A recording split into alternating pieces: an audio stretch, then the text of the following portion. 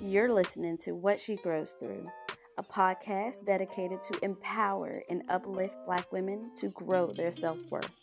I'm your host, Chanel Lemire, one of many dope Black women, creating a community for us to pour into and align with one another, uncovering our true feelings from sexuality to self-love, to begin growing through life and evolving into our best authentic selves. Let's get started.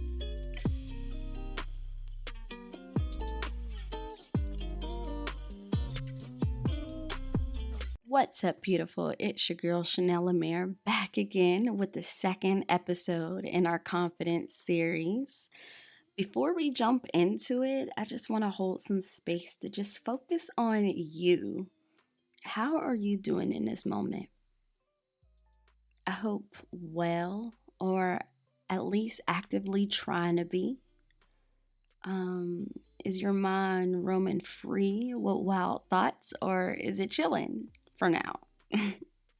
Last week, I kicked our series off and talked about the importance of having confidence and how it can be beneficial with how we show up in this world. Like, you need a ton of confidence growing through your journey just by being a Black woman in this wild ass society that we live in. But let's revisit the question from the previous episode. What would you do differently if you had more confidence? Like, take some time and reflect on your answer. This is important. And this coincides with our values and goals and how we show up in this world. And I'll go in depth on those two things in a different episode. But think about it. Do you want to stand up for yourself more? Or do you want to improve your speaking skills? Do you want to engage more with others? Because right now, networking is the new net worth. Or do you just want to be a better mommy? Do you want to begin expanding your business or just becoming more self accepting or even just being more authentic? Maybe you just want to finally change careers or just having the confidence to start a podcast of your own. The list goes on, sis. Like, you can clearly see that we need confidence. So, again, what would you do? Who would you be? How would you show up if you had more confidence? And later, you can go back and tweak whatever. What's important now is you just starting to think about these things. For me, as I continue to build more confidence, I would definitely engage more with you on platforms like Instagram and YouTube. I would speak more on Clubhouse, and the biggest, oh my God, I would host my own rooms. Like, just saying that and putting that into the atmosphere just gives me anxiety, but it's the truth. The question is, though, how do we become good at doing these things? And there's a quick formula that I found called the confidence cycle. If we want to start getting good at these things, we can follow the 4 steps from here. And as I was reading and searching, I instantly made the connection between the books that I've read and speakers who have been just using these skills. Like, they've been giving us the game. So these are 1, practice the skills. 2, apply them effectively. 3, assess the results. And 4, modify as needed. Okay, so step 1, practice the skills. If you want to become a confident public speaker, and I'm speaking this into existence for myself, I have to practice giving speeches. If I'm not all the way there yet, I can start off with just going on lives or, again, speaking on stages such as Clubhouse to continue practicing. I tend to get caught up in my head quick. Like, someone will ask me what's my name and title, and your girl is folding early. Like, I remember when I first just hopped on stage. Like, I was so nervous. I remember that feeling. My heart was beating so fast, and I'm a pacer, so I was definitely doing that. And when it was my turn to speak, oh my goodness. But I did it. And it was scary as shit though. But there's no way around this. We have to practice if we want to become confident at anything. The problem is, as discussed in the previous episodes on the 5 reasons why we lack confidence, is there's just so many mental barriers to practicing, like, lack of motivation or feeling tired or anxious or afraid, having the desire to give up because our progress is just going way too slow, or just wanting to quit after a failure, perfectionism, or bad self talk, lack of time or energy. The list just could go on with just so many self limiting beliefs that we can have. And my goal for you and I is to just begin overcoming and growing through all of these things, which of course is a journey in itself, and one of the things that I'm so looking forward to. So, step 2 is apply the skills effectively. Practicing skills, of course, is important, but it's not nearly enough to make us good at doing something. And I've tried in a few areas. We also have to apply our skills effectively. And to do this, we have to do the thing that be having a lot of us in a headlock. Stepping out of our comfort zones and putting ourselves into some real life shit. Like real life challenging situations, because if we continue to, avoid these things, we'll never be able to really test our skills. And if we can't do that, we won't be able to improve them either. The struggle of leaving our comfort zones comes with a bunch of discomfort, like fear and anxiety and self-doubt. Like that's all me. But having the opportunity to now utilize my psychology degree, this thing called mindfulness will get us right, sis. If we want to act effectively in these difficult and challenging situations, we need to be able to focus on what exactly we're doing in that moment. And putting language and vocabulary into it is called task focused attention. If we continue to get caught up in our thoughts and feelings all the time, we can't focus on what we're doing, which in return won't get done that well. But these mindfulness skills, though, now that'll help us to stay engaged and focused on what we're doing in the moment, from something as simple as taking a walk or, doing a do with your boot. Mindfulness will not only increase your performance, but also helping you to feel more fulfilled. Like dope, right? I'm telling you, this should just imagine what our lives can be and what it will be. Now, step 3 is assess the results. After we apply our skills, we have to assess and reflect on our results.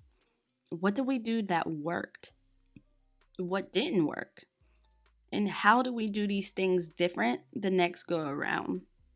The key, though, is to do these things with no judgment on ourselves, because, of course, it can be difficult, but only if we let it.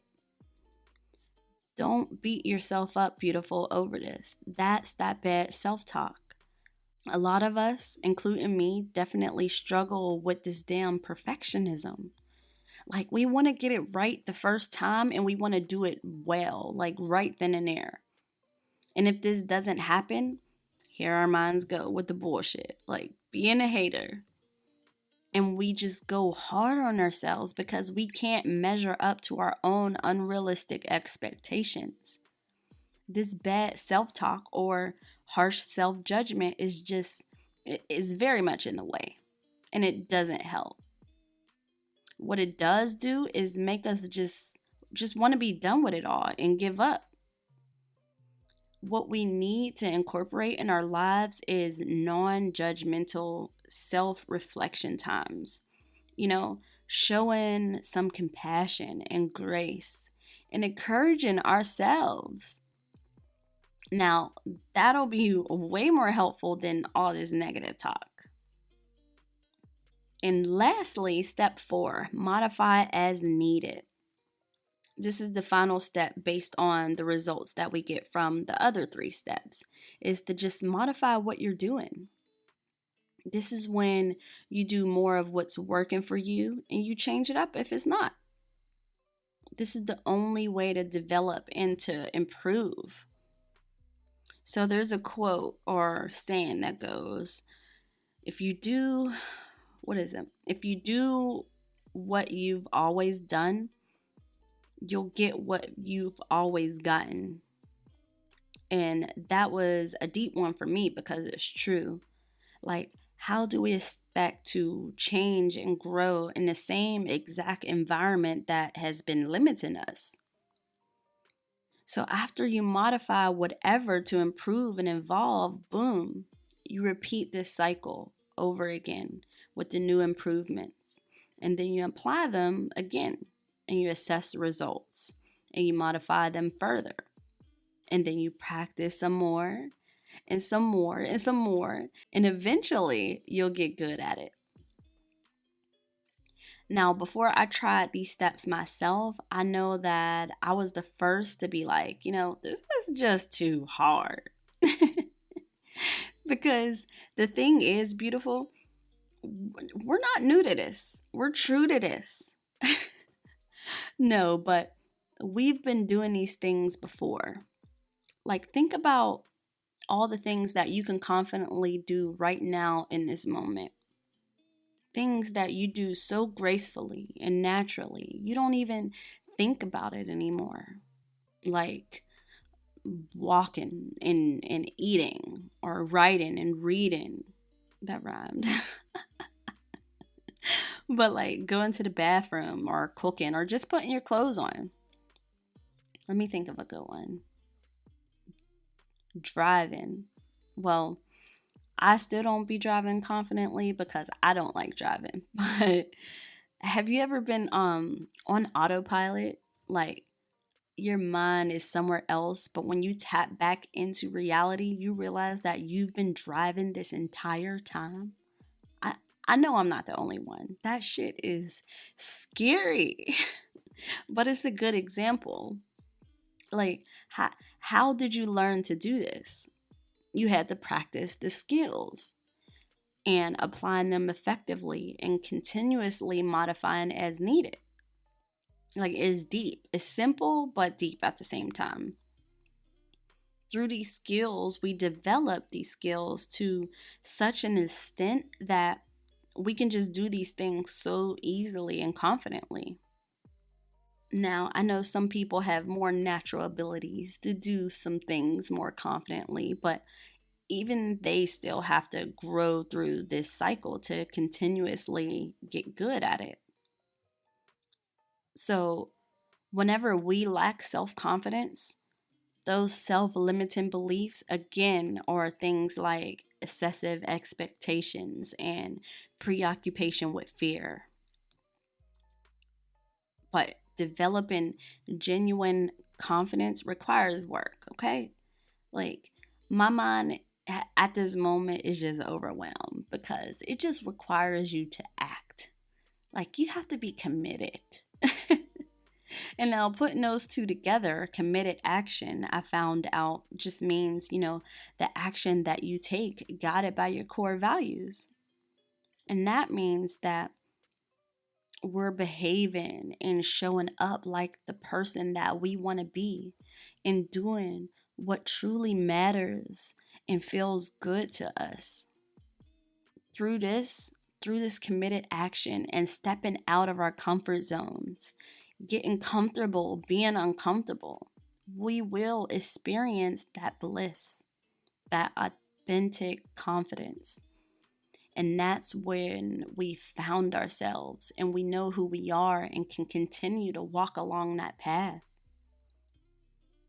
So I hope this has you thinking hard. Like, what's your mind saying right now? Like, are you hyped? Are you inspired? Do you feel and believe that you can grow to have genuine confidence in your life? I hope so. Like, that was my goal for this episode. Listen, beautiful, whether your mind is thinking that, or even if it's thinking like this sounds like too much or it won't work, whatever it is normal. Whatever your mind is saying, whether it's, being encouraging or the typical hater, all I want you to do is just to notice it without trying to change it. That's the key. So, wrapping everything up, think about what you would do if you had more confidence, which is a great journal question. And figure out the main causes of your low self confidence, talked about in the first episode of the series, episode 26. And I'll link that in the show notes. Excessive expectations, bad self talk, preoccupation with fear, lack of experience or lack of skill. Also, remember the confidence cycle. You have to practice the skills, apply them effectively, assess the results, and modify as needed. So, in our final episode of the confidence series, we're going to talk about the number one rule to this confidence game, and that is the action of confidence comes first and the feeling of confidence comes later. Like I can't wait for that one. Like, that one's going to be so good. But I hope you were able to take away some gems to begin using, these in your life. And I hope you get as much joy receiving this as I had just sharing with you. So if you like the show, please rate and review over on Apple Podcasts to help other Black women tune in. And it helps me to know, if I'm doing a good job or not. So, there's that. But head over to our Instagram page at What She Grows Through and, show me some love over there too. I'll be sharing some visuals for the series as well, which is exciting and dope. But it's been real. I look forward to speaking with you again. Until then.